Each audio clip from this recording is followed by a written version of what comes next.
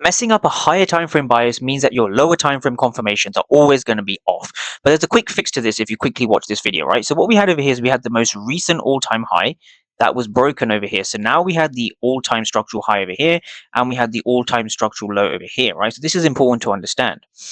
Now from here, you need to understand your premium and discount array. So we have a structural low and we have a structural high over here.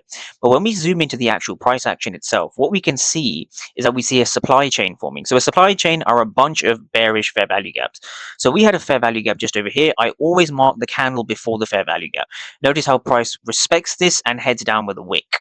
Now from here, we use the exact same time frame logic over here. So the markets come in to this fair value gap, and notice how we have kind of a body wick rejection to the downside. This is what we call a supply chain, where we see a bearish fair value gap hold and break. Then we see a bearish fair value gap hold and break. But what makes these bearish fair value gaps actually valid is the fact that we're above an all-time high like this, and notice how we're also above this 50% level. Now, when you're above this 50% level, the bearish fair value gaps become a lot more probable, right? They become a much better target to look for sells. Now the question is, where do we target, right? So notice how we have a pretty large bearish fair value gap down here.